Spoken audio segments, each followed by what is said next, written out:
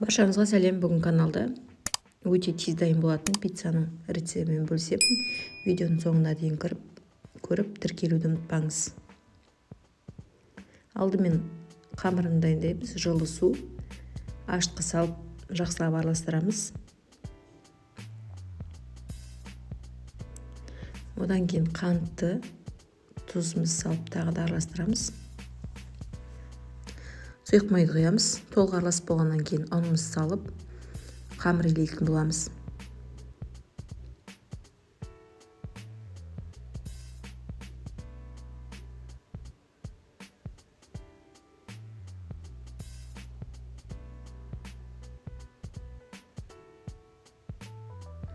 Қамырды илеп болғаннан кейін бетін жауып бір 10 минутқа қоямыз. Одан кейін ортасындағы салмасын дайындаймыз. Кез келген шұжық, халал шұжықты алып, осылай дөңгелек қылып немесе кубик таптыруға болады. Өз қалауларыңызша. Мен 2 түрінен жасадым. Бірін дөңгелек, екіншісін кубик таптырып алдым. Одан кейін сырымызды теркадан өткіземіз.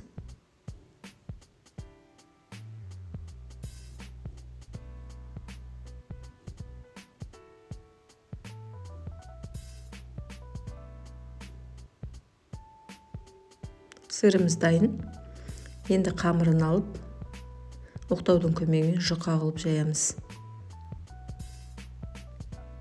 Қамырымыз жайып жатқан кезде пешімізді 250 градусқа қыздырып қоямыз. 15 минут бұрын қыздырып қоюымыз керек.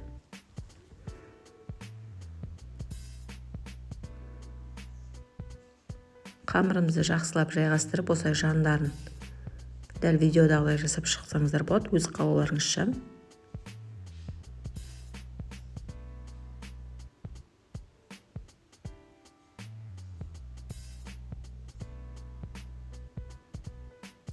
Қамырдың бетіне кетчуп және майонез салып, қасықтың көмегімен жайып шығамын жақсылап.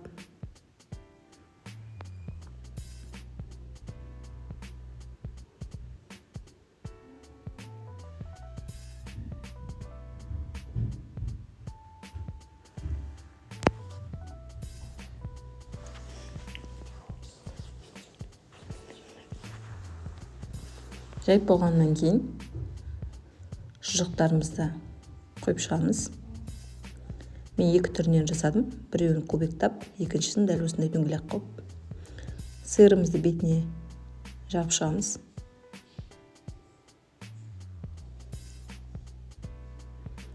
Айналасына жұмыртқаның сарысын жағып шықтым.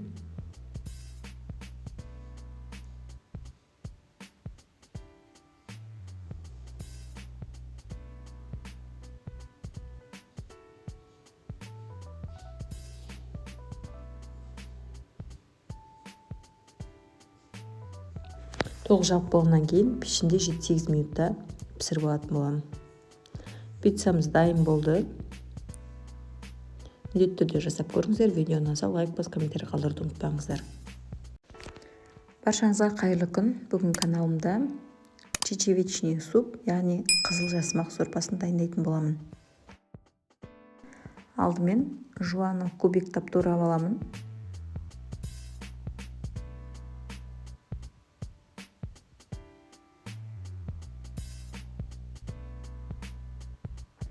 Одан кейін сарымсақты жұқалап турып шығамын.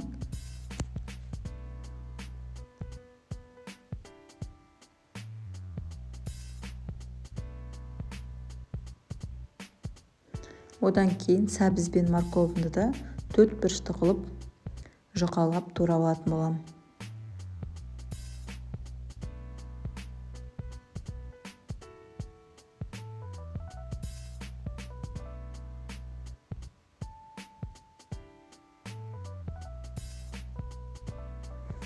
Газге атсымды қойып, ішіне сұйық майымды қоямын.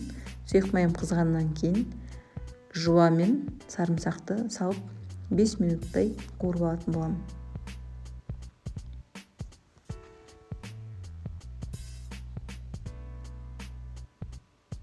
Асты жабыс қалмас үшін қасықтың көмегімен араластырып отырамын. Қуырылғаннан кейін сәбізімді саламын да тағы да 5 минуттай қуырып алатын боламын бірге.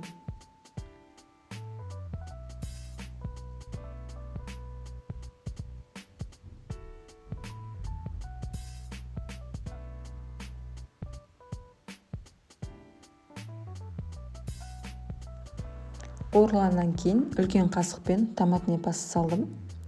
Жақсылап араластырып,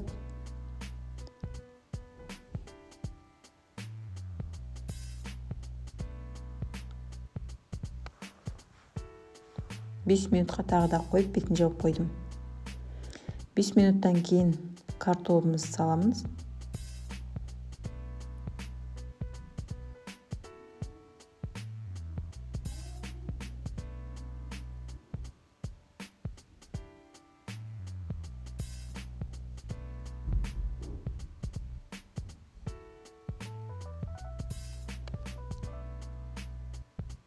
Бес минуттан общий қуырылып болғаннан кейін енді қызыл жасымағымды салатын боламын.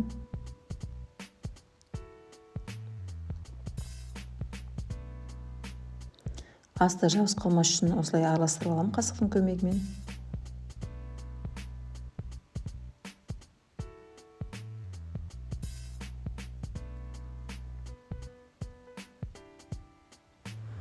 Одан кейін қайнап тұрған ыстық суымды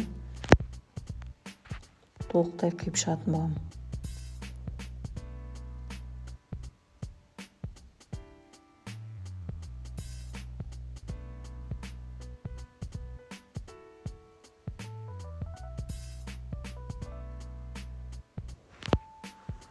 Суды толық құйып болдым.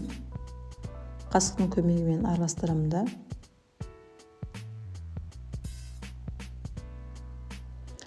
Дәміне қарай тұз салдым.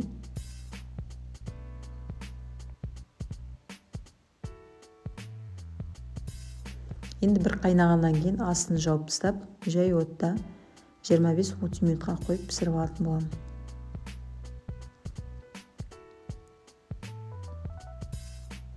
Бетіндегі бір қайнағаннан кейін бетіндегі осындай көбіктерін алып тастадым.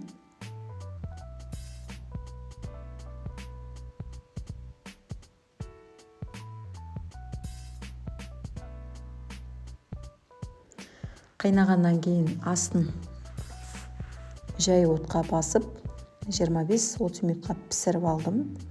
Мінекей дайын болды.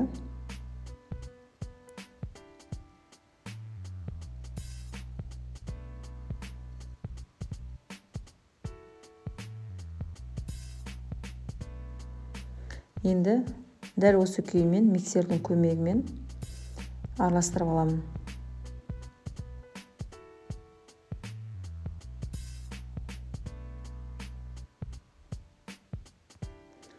Миксердің көмегімен толықтай араластырдым. Дәл осындай болып шықты.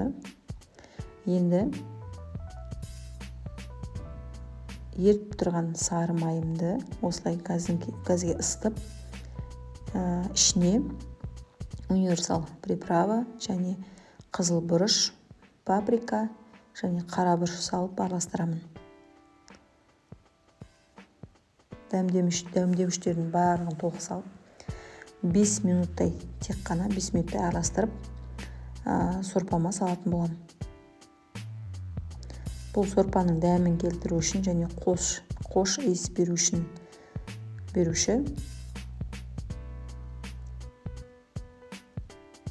Дайын болғаннан кейін сорпама құямын. Құйғаннан кейін қасықтың көмегімен араластырып жіберетін боламын.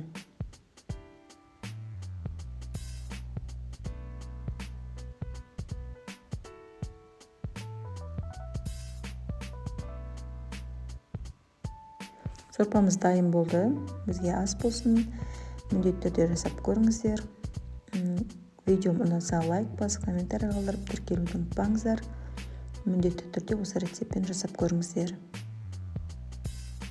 Және өз қалауыңызша лимонның суын осылай құйып жіберуіңізге болады.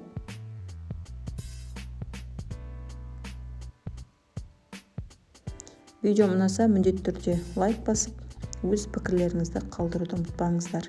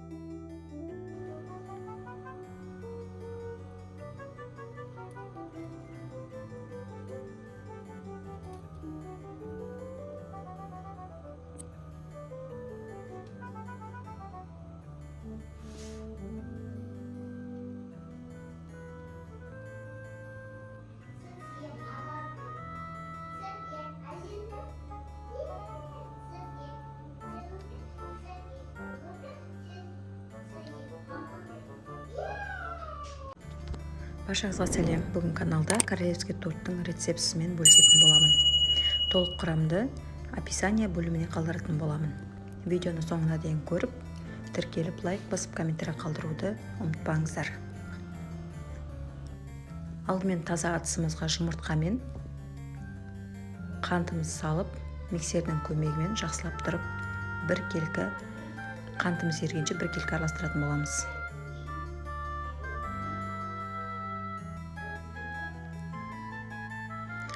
Толықтай араластырып болғаннан кейін сұйық майымды, жылы сүтімді салып 1-2 минуттай араластырып аламын.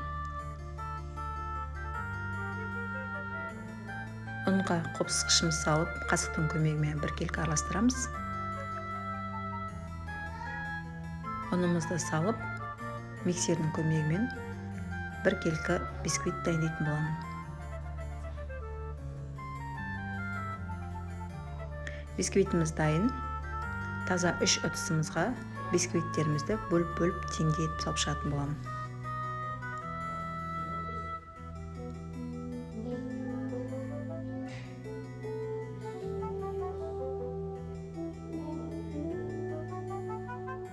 Толықтай салып болғаннан кейін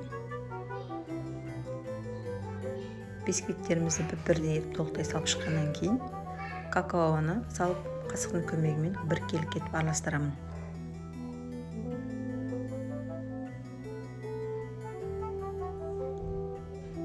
Орегімізді саламын.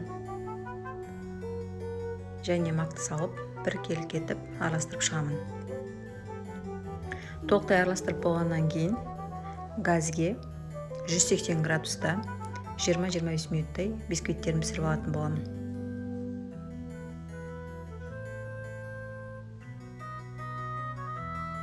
Бисквитім дайын болам дегенше, ортасындағы торт кремдерін дайындайтын болам. Алдымен творожный сыр және қант немесе сахарный пудра салып, миксердің көмегімен осылай араластырып болғаннан кейін үстіне сливкиді құйып, жақсылап крем шыққанша араластырамын.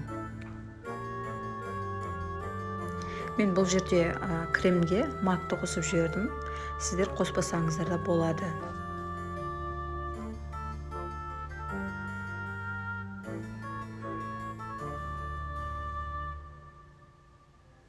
Креміміз дайын болды. Енді піскен бисквиттерімізді бір келкі торт қылып жинақтайтын боламын. Алдымен артық жерлерін кесіп алып тастайтын боламын.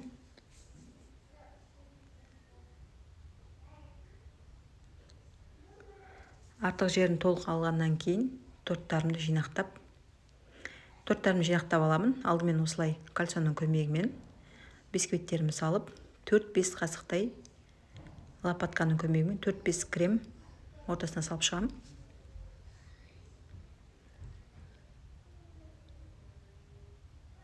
Одан кейін какао қосылған бисквитін саламын. Кремін жағып, одан кейін тағы мак қосылған бисквитін салып 20-25 минутқа холодильникке қоямын. Қазір мен сол 20 минуттан кейін алдым тортымды. Енді қалған кремін жақсылап видеодағыдай жайып шығамын.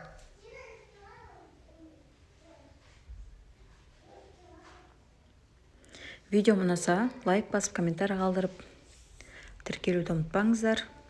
Сіздердің әрбір тіркелген жазған комментарияларыңыз канал үшін өте маңызды.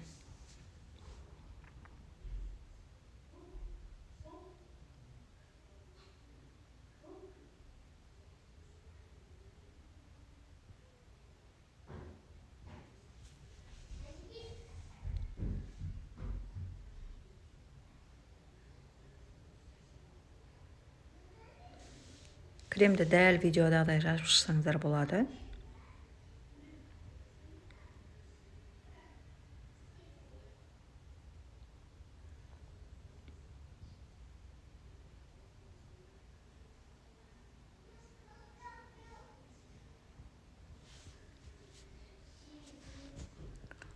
Кремді толықтай жағып шықтым. Енді бетін өз қалауларыңызша әдемілесеңіздер болады.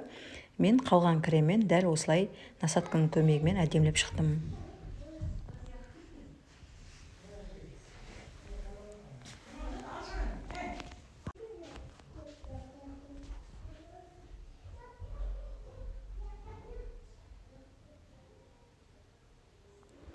Тортымды әдемілеп шықтым. Енді холодильникке 1-2 сағатқа қоятын боламын. Тортымды холодильниктен алдым. Енді ортасын кесіп сіздерге көрсететін боламын.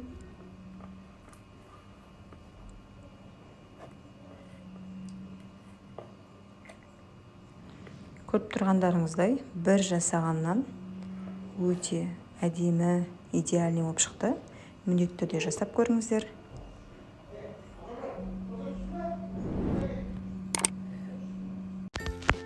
Баршаңызға сәлем. Бүгін каналда буфе пай тортының рецептімен бөлісетін боламын.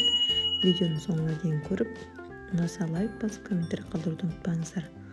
Алдымен корждарымызды жасамастан бұрын сары май мен шоколадымызды жақсылап ерітіп, суытып қоямыз. Одан кейін таза ыдысымызға жұмыртқаны, қантымызды салып, жақсылап қантымыз ерігенше толықтай араластырамыз.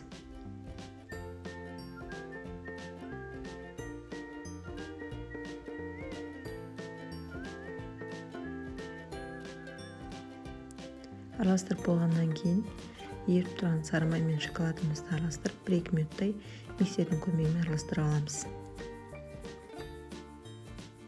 Толық араластырып болғаннан кейін ұнымызға какао мен разрыхлитель салып, қасықтың көмегімен араластырып, қосуымызға қосамыз.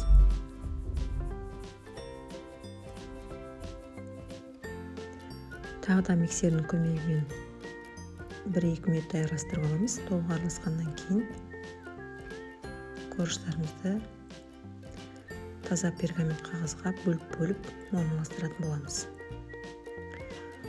Көріп тұрғандарыңыздай кальцияның көмегімен жақсылап сызып алдым. Енді осы 4 пергамент қағазға торттарымды салып дайындайтын боламын.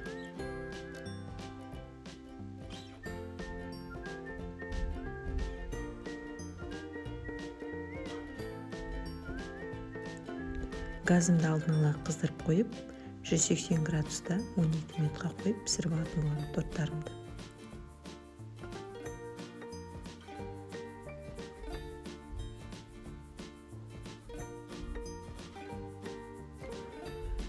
Тортым дайын болған дегенше ортасында крем дайындаймын. Бұл мен сливки салқын.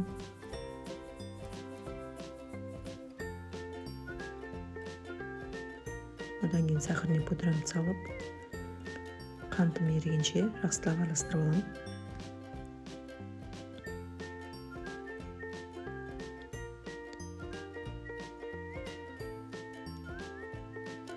Араластырып болғаннан кейін творожный сырымды салып, 1 келкі крем шыққанша жақсылап араластырамын.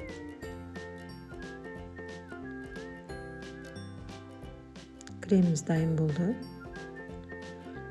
Енді торттарымыз да дайын болды. Енді салқындатып, торттарымды рет-ретімен торттарымды жинайтын боламын.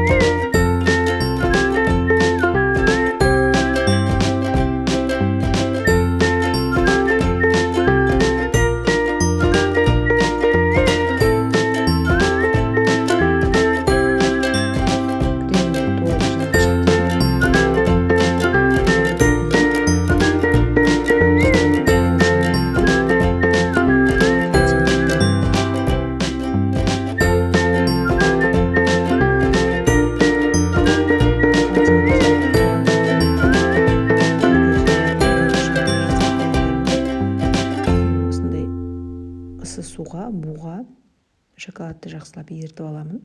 Еріп болғаннан кейін сливкиді құйдым, 30%.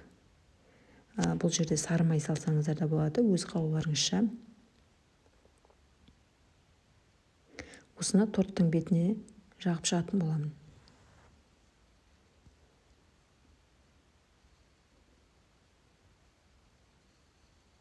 Қасықтың көмегімен шоколадтарымды жағып шықтым. Енді өз қалауларыңызша беттерін әсемдесеңіздер болады. Мен киви жағып, кивимен әсемдеп шықтым. Тортымыз дайын болды. Видеоны ұнаса лайк басып, комментарий қалдырып, тіркелуді ұмытпаңыз. Баршаңызға сәлем. Каналыма қош келдіңіздер. Сіздермен беріп болған мен Базархан. Бүгін тауық етін маринадтап духовкада пісіріп алатын боламыз. Видеоны соңына дейін көріңіздер.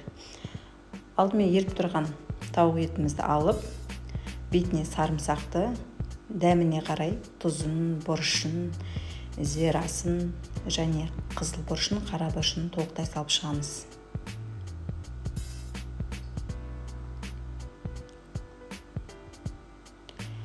Салып болғаннан кейін майонезімізді, кетчупымызды салып және томатымызды салып жақсылап араластырамыз.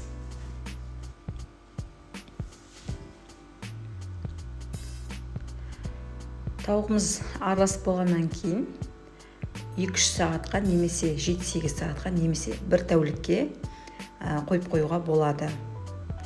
Мен тауық етін бір тәулікке қойдым, формамды дайындап, тауық еттерімді дәл видеодағыдай толық салып шықтым. Салмас бұрын газымды қыздырып қойдым. Пеште 200 градуста 45 минут пісіріп алатын боламын. Тауығым пісем дегенше ортасындағы соусын дайындаймын. Маған керекті майонез, сарымсақ, укроп керек болады. Укропты жақсылап жуып, видеодағыдай турап аламын.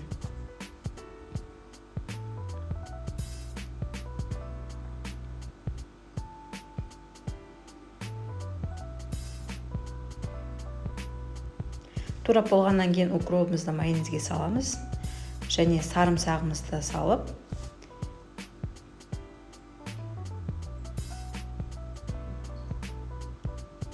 қасықтың көмегімен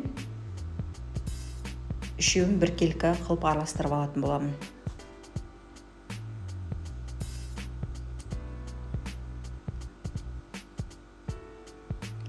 Толықтай біркелкі қылып араластырдым. Енді духовкамыздегі тауығымызды қарайтын боламыз.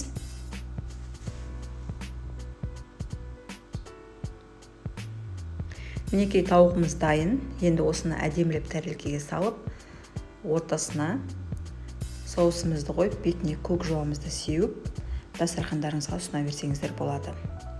Мінекей дайын болды. Бізге ас болсын. Видеоны соңына дейін көріп, ұнаса тіркеліп, лайк басып, өз комментарийлеріңізді қалдыруды ұмытпаңыздар.